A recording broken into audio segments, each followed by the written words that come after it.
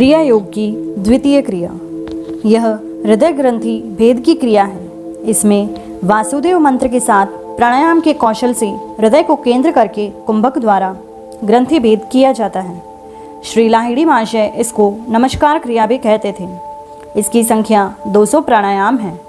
यह क्रिया बड़ी उपयोगी क्रिया है। जो साधक भक्तिपूर्वक इसकी पूरी संख्या को 1 वर्ष या इससे कुछ अधिक काल तक यदि कर लेता है तो उसे अन्य क्रियाओं को करने में बड़ी आसानी होती है। इस क्रिया से कुंभक की पर्याप्त वृद्धि होती है तथा हृदय ग्रंथि पर कार्य होता है। हृदय में वासुदेव का स्थान है, अतः वासुदेव मंत्र को व्यापक करके इसे किया जाता है। तृतीय क्रिया, यह द्वितीय क्रिया का विस्तारित रूप है। श्री लाहिड़ी महाशय इसे ठोकर क्रिया भी कहते थे। द्वितीय क्रिया की परिपक्वता के पश्चात इसको करने में आसानी होती है। एक प्राणायाम में कुंभक के साथ इसकी संख्या को प्रतिदिन 1-1 करके बढ़ाकर इसे 200 की संख्या तक किया जाता है। हृदय ग्रंथि भेद की द्वितीय क्रिया में जो कार्य बाकी रह जाता है उसे पूर्ण करने के लिए तृतीय क्रिया का विधान किया गया है। हृदय ग्रंथि भेद हो जाने पर सारे संशय समाप्त हो जाते हैं। साथ ही साथ संकल्प विकल्पों की संख्या भी कम हो जाती है। गीता में इसी क्रिया के आशय का एक श्लोक है, नमः पुरस्तादय पृष्ठतस्ते नमोस्तुते सर्वत एवं सर्वम अनंतवीर्या मित विक्रमस्तवम सर्वे समापनोषि ततोत्सि सर्वः। हे अनंत वीर्य अमित विक्रमी, हे सर्वात्मन, आपको आगे पीछे एवं चारों ओर से प्रणाम है। आप सर्वव्यापी एवं सर्वस्वरूप है। तृतीय इसी प्रकार से होती है। इस क्रिया का क्षेत्र आज्ञा चक्र एवं हृदय है। हृदय ग्रंथि भेद का प्रमाण साधकों को कूटस्थ के बिंदु भेद से जानना चाहिए। अर्थात यदि हृदय ग्रंथि आपकी भेदन हो गई तो आप कूटस्थ के बिंदु को भेद कर अथवा यो कहिए कि कूटस्थ की नक्षत्र गुहा में प्रवेश कर जाएंगे तथा बृहद कूटस्थ का रूप दिखाई देगा। मेरे विचार से यही हृदय ग्रंथि का भेद है। चतुर्थ क्रिया, इस क्रिया में मन सूक्ष्म होकर सुषुम्ना में प्रवेश करता है और सुषुम्ना में उसकी प्राण क्षेत्र में स्थिति होती है। इसमें अनाहत ध्वनि खूब स्पष्ट आती है। साधक लय की ओर अग्रसर होता है। यह क्रिया करते कुछ साधक श्वास रहित अवस्था को प्राप्त हो जाते हैं और मन ऊपर ही शून्य में अटक जाया करता है। इससे द्वितीय और तृतीय क्रियाओं की उपलब्धियां और अधिक परिष्कृत हो जाती हैं। इसमें देवी देवताओं के दर्शनादि भी हो सकते हैं। इसकी पूर्ण संख्या 36 है। पंचम क्रिया, पंचम क्रिया चतुर्थ क्रिया का सूक्ष्म रूप है।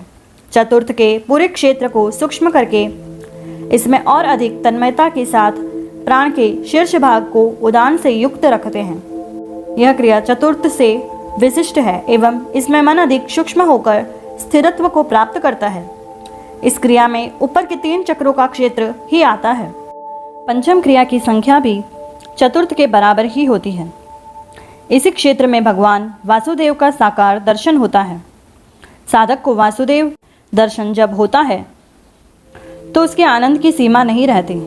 उसको अपने अनेक जन्मों का साक्षात्कार भी दर्पण में प्रतिबिंब के समान होता है। क्योंकि सामने उसी समय वासुदेव का मनमोहक दृश्य भी उपस्थित हो जाता है, अतः उसका ध्यान उधर खिंच जाता है। उस समय साधक के अंदर गुरु भक्ति का यथार्थ रूप प्रकट होता है। यह रूप दर्शन भी अंत में उसी निराकार जैसे लय में समाप्त हो जाता है। परंतु अत्यंत आनंददायी होने के कारण अधिकांश साधक उसी तरफ अधिक खिंच जाते हैं और अंत में साकार के भक्ति मार्ग को अपना लेते हैं। यद्यपि इस प्रकार का अनुभव विरले साधकों को इस काल में होता है, तथापि जब भी होता है इसी क्षेत्र में होता है। मुझे यह अनुभव 6वीं और 7वीं क्रिया के बाद हुआ। यदि इस काल में साधक थोड़ा एकांतवास करके अपने मन को सब ओर से हटाकर क्रिया में लगावे और स्त्री संग आदि पर नियंत्रण कर ले तो इस क्रिया काल में वह साकार दर्शन का आनंद पा सकता है। चतुर्थ और पंचम क्रिया में आज्ञा चक्र में स्थिति बढ़ती है और सूक्ष्म शरीर से संपर्क होता है। षष्ठम क्रिया, यह क्रिया थोड़ी कठिन है। इसमें इड़ा और पिंगला की चंचलता से मन का प्रत्याहार होता है। साधक एड़ा पिंगला में प्रवेश करके उसमें की चंचल वायु पर अधिकार जमाने की चेष्टा करता है। इडा पिंगला का भरपूर मंथन करने पर उसमें बारंबार मन के प्रवेश करने की प्रवृत्ति संयमित हो जाती है। इस संयम से उसमें राजस और तामस गुणों का ह्रास होने लगता है।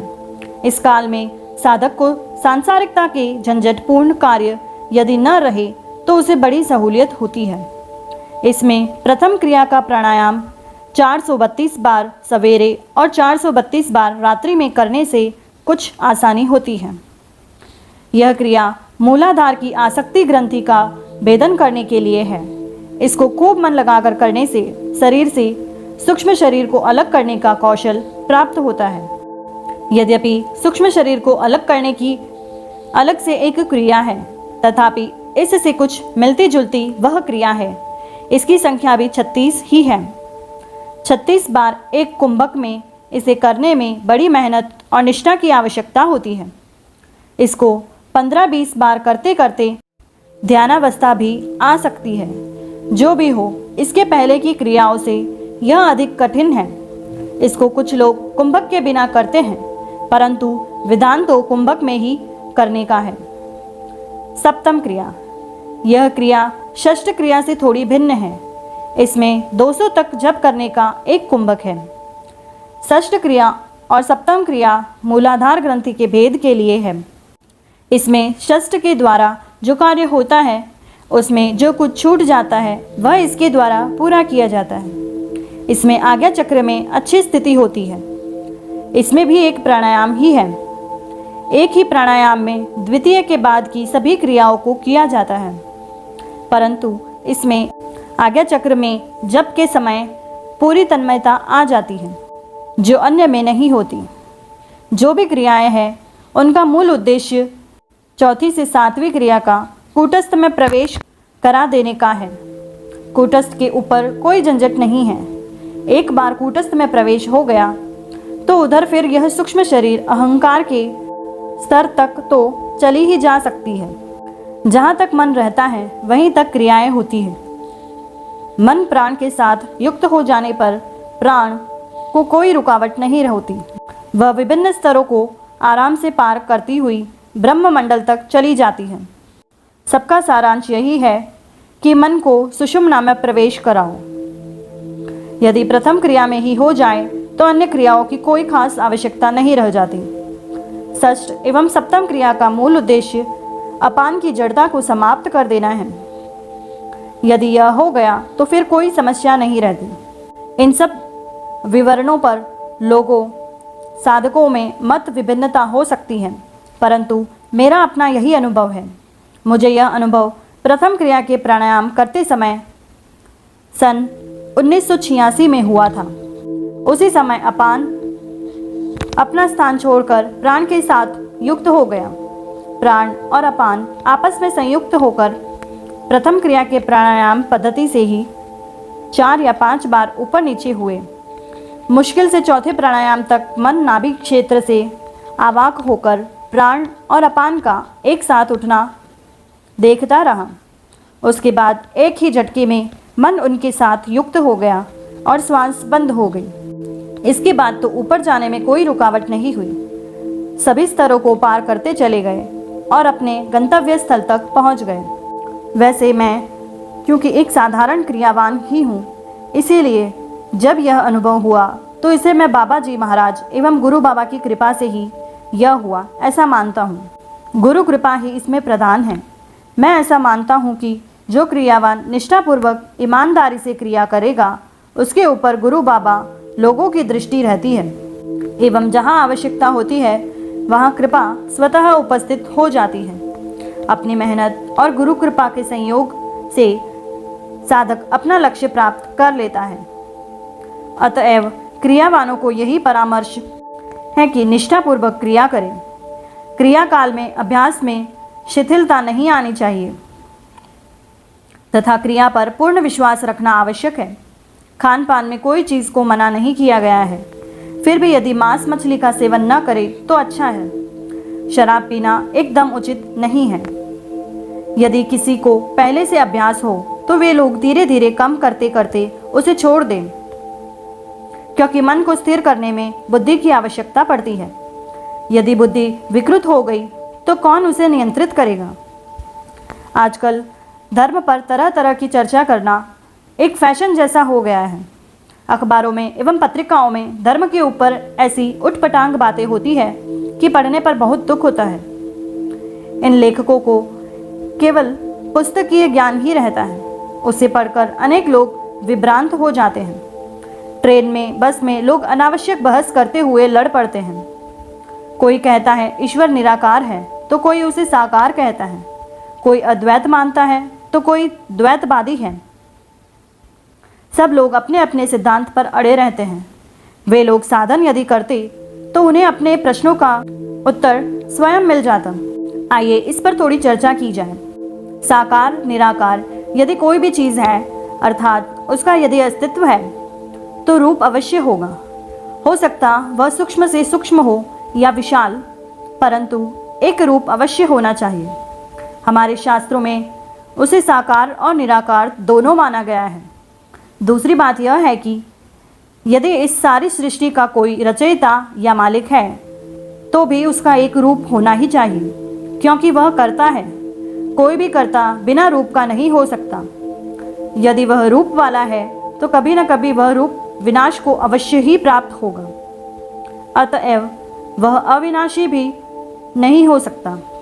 हमारे वेदांत में परमात्मा को अविनाशी और निराकार कहा गया है। ब्रह्मलोक में और उसके ऊपर पर ब्रह्म मंडल में एक बोध मात्र है। उस चैतन्य बोध का कोई रूप नहीं है, फिर भी है। उस अरूप को आप तभी बोध कर सकते हैं जब आप भी अरूप कारण रूप आत्मा यदि हो जाए। उसको अव्यक्त इसीलिए कहा जाता है क्योंकि उसमें जाने पर सभी बोध भी समाप्त हो जाते हैं। कोई भी इंद्रिय नहीं रहती, इसीलिए उसका वर्णन भी असंभव है। श्री लाहिड़ी महाशय ने वेदांत की टीका में कहा है कि 10 ब्राह्मण मिलकर आकाश का एक अणु बनाते हैं और 100 आकाश के अणु मिलकर वायु का एक अणु बनाते हैं। इसी प्रकार करोड़ों ब्रह्माणु मिलकर पृथ्वी का एक अणु का निर्माण करते हैं। अब आप खुद अनुमान लगाइए कि वे अणु क्या है, अर्थात होते हुए भी कुछ नहीं है। आज का विज्ञान तो पृथ्वी के एक अणु और परमाणु को लेकर परेशान है, तो उसके करोड़वें भाग की क्या कल्पना कर पाएगा। अतः वह है और वह अव्यक्त है, वह अविनाशी है एवं अविनाशी है। साकार रूप नारायण का जो दिखाई पड़ता है वह भी दिव्य दृष्टि से हमारी सूक्ष्म शरीर ही देख पाती है। उस रूप का वर्णन भी पूर्ण रूप से संभव नहीं है। वह प्रकाश का बना हुआ मायामय रूप केवल भक्तों को आनंद प्रदान करने के लिए ही परमात्मा धारण करता है और देखते देखते साधक को अपने में लीन करते हुए निराकार भी हो जाता है। जो उसे देखता है वह किसी दूसरे को जो साधना नहीं करता समझा भी नहीं सकता। वह है भी और नहीं भी। यदि आप आत्मा के साथ युक्त हो जाए तो वह निराकार आत्मा ही उस निराकार परमात्मा का साक्षात करती है। आप इस स्थूल शरीर में इंद्रिय बोध के साथ उसे समझ भी नहीं सकते। अतएव साधना करके स्वयं पता करें कि वह क्या है। बिना साधना किए इस पर पुस्तक पढ़कर बहस करना व्यर्थ है। जहाँ तक द्वैत अद्वैत का सवाल है, इसमें हमारे विचार से कोई विवाद ही नहीं है, क्योंकि यह तो एक ही साधक की भिन्न अवस्थाओं का वर्णन है। जब परमात्मा का साधक दर्शन करता है तब द्वैत अर्थात साधक और परमात्मा दो रहते हैं, परंतु वही साधक जब परमात्मा को देखते हुए स्वयं उसमें लय हो जाता है तब अद्वैत भाव से युक्त हो जाता है। यही साधक जब परमात्मा का चिंतन करते हुए निष्काम भाव से जागृति कार्यों को करता है तब द्वैताद्वैत भाव से युक्त हो जाता है। अतः द्वैत अद्वैत और द्वैताद्वैत ये सब एक साधक के विभिन्न स्तर के भावों या अवस्थाओं के नाम हैं। इनके अंतरों को केवल साधक ही समझते हैं। कुछ लोग तो पुस्तक पढ़कर ही शास्त्रों को बिना साधना किए ही समझने की कुचेष्टा करते हैं और नाना प्रकार के रूपकों को न समझ पाने पर उसको बेकार और अविश्वसनीय कह देते हैं। हमारे शास्त्र ऐसे लोगों के लिए नहीं लिखे हैं। संस्कृत में एक श्लोक ऐसे पुस्तकाचार्यों के लिए लिखा है, यथा खरश्चंदन भारवाही भारस्य वेता न तु चंदन स्व तयेव शास्त्राणि बहुनदित्या सारम न जानन्ति खकत वहेत्सह। अर्थ, जैसे गधे की पीठ पर चंदन काष्ठ का गट्ठर लाद दिया जाए तो वह उसके भार को ही अनुभव करता है, चंदन की खुशबू से अवगत नहीं होता। उसी प्रकार अनेक लोग शास्त्र को पढ़ते हैं परंतु उसके सार को न समझकर केवल गधे की तरह उसका बोझा ही ढोते हैं। जब साहित्याचार्य या जो लोग विज्ञान नहीं पढ़े हैं उनको यदि भौतिक शास्त्र की पुस्तक दे दिया जाए तो उनको कुछ समझ में नहीं आएगा।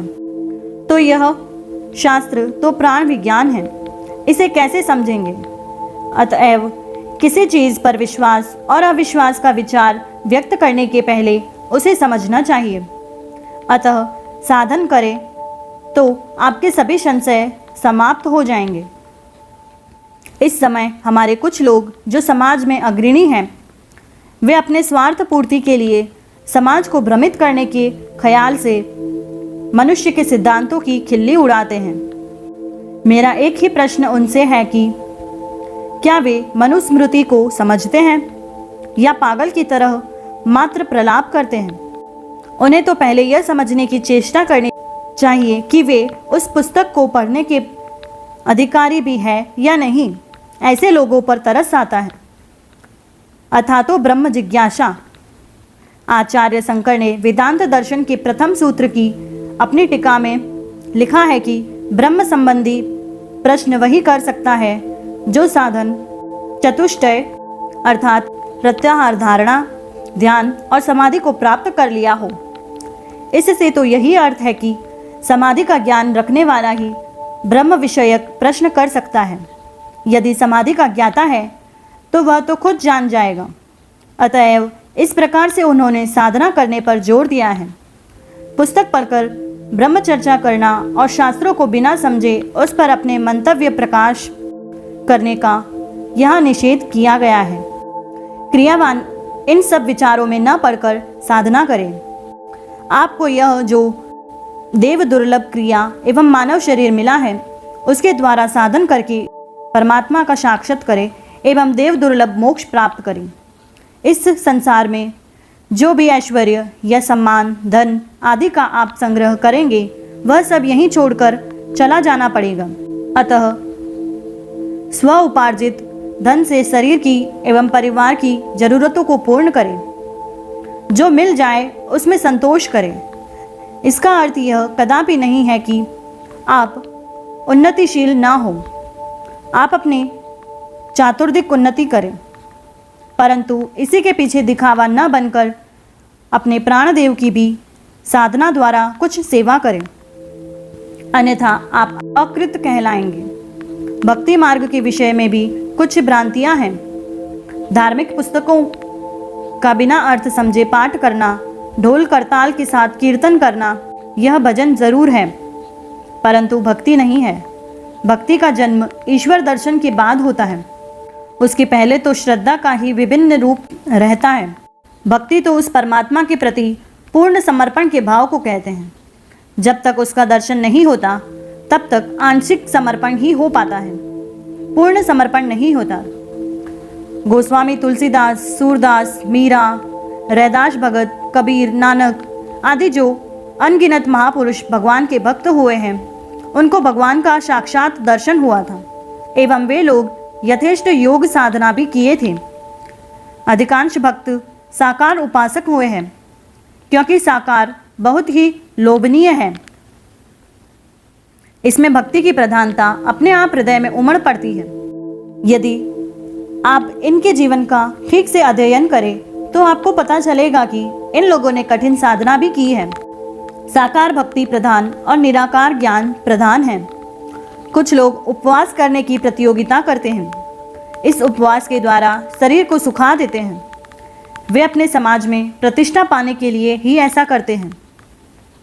मैंने कुछ लोगों को एक संप्रदाय विशेष में देखा है कि वे लोग एक एक माह तक बिना कुछ खाए केवल जल पीकर ही रह जाते हैं। यदि पेट गड़बड़ हो तो एक दिन आप तरल या पेय पदार्थों का ही सेवन करके पेट को आराम दे सकते हैं। इसमें कोई बात नहीं, परंतु लंबे अरसे तक भोजन न करके इस बेचारी शरीर को क्यों दंड देते हैं? यह तो आपका वाहन है, इसको कष्ट देने से क्या मिलेगा? यदि दंड ही देना है तो अपने विषयी मन को दीजिए। यह मन खुरापाती है।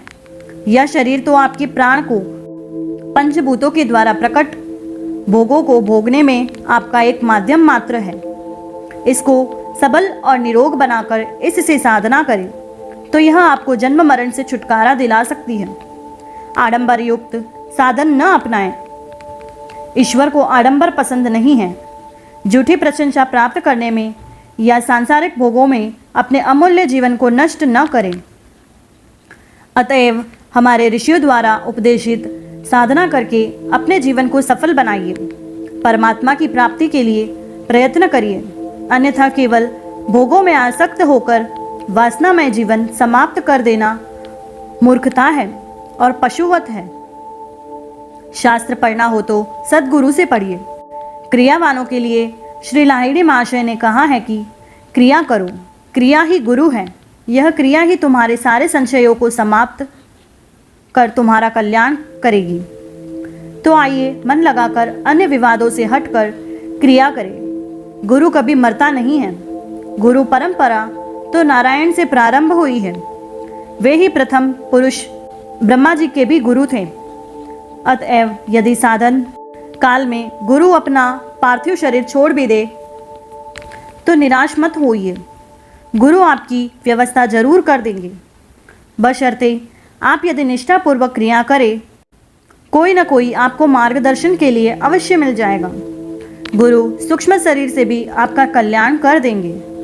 क्रिया करने वालों पर गुरु की एवं परमात्मा की सर्वदा दृष्टि रहती है। मेरा यह सबसे अनुरोध है कि इसमें दिए क्रिया के विवरण को पढ़कर क्रिया करने की कोई चेष्टा न करें। बस अब और अधिक आपका समय नहीं लेंगे। ओम नमो नारायणाय। मनवा चल रहे गुरु के धाम। श्री लाहिड़ी महाशय द्वारा दिया गया क्रिया योग यहीं पर समाप्त होता है। आप सभी से अनुरोध है कि यह सब क्रियाएं गुरु के मार्गदर्शन में ही